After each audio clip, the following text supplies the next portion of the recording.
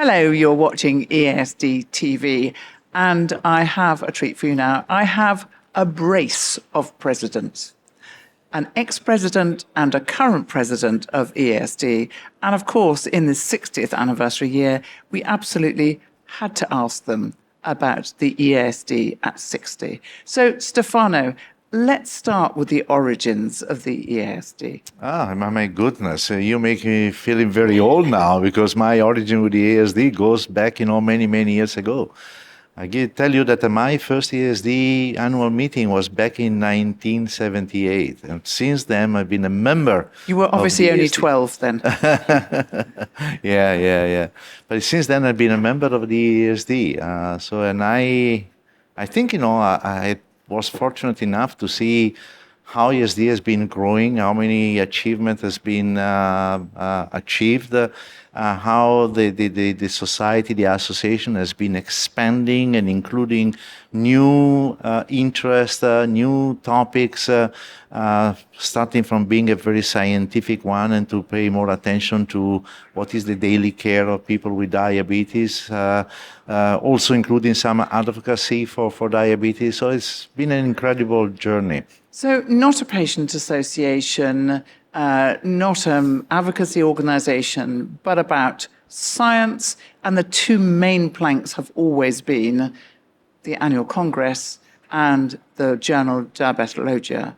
And they are in very rude health at the moment. So just you may boast, about the numbers of people attending this year's congress. Well, this year's congress, we are 12,500 people on site in Madrid and another 1,500 virtual. So these numbers are amazing.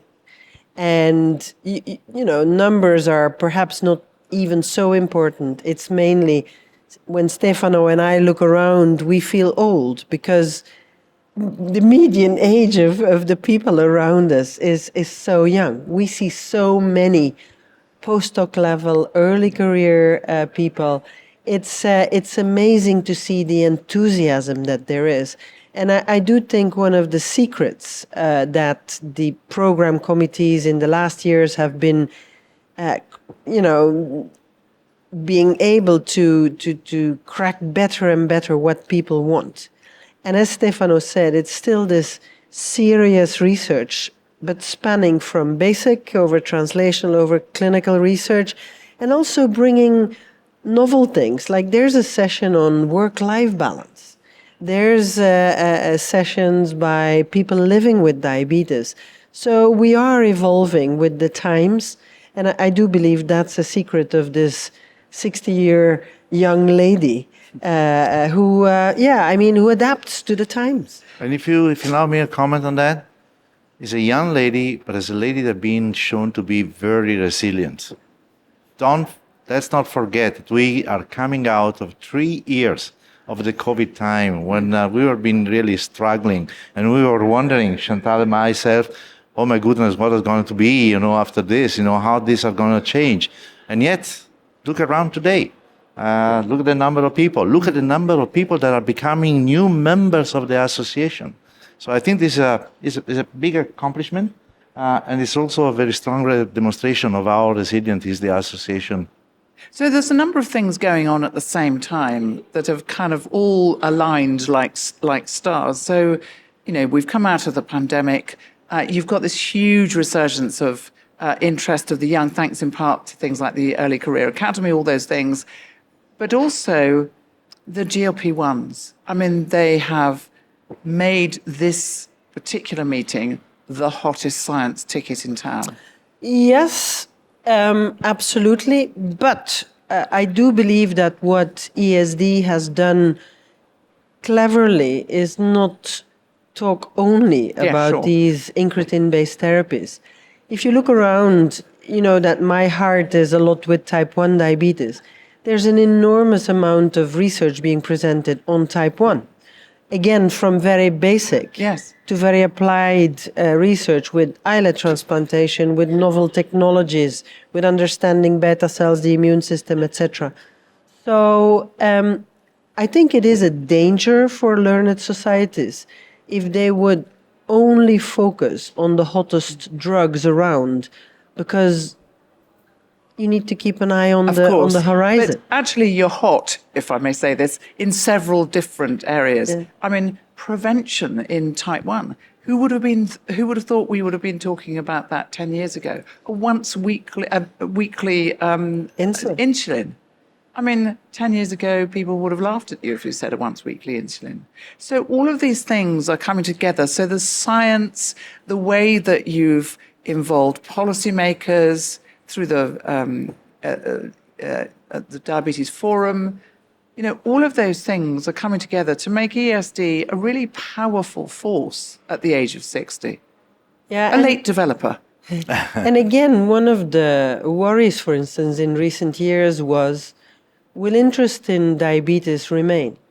With all the attention, again, of pharma now turning towards heart failure, towards chronic kidney disease, towards, cardiovascular disease as a whole, on the one hand, and on the other hand, also a lot of attention now on obesity. I do believe what ESD has managed to do fairly well is to explain to the outside world that we are interested in everything, going from the pathophysiology of type 2 with obesity and what have you, until the furthest complications with CKD. So we want to be the place where science is discussed on everything around diabetes, and that in the broadest sense. And Chantal, I think that also we want to be the place or the organization that is conveying all the new information globally.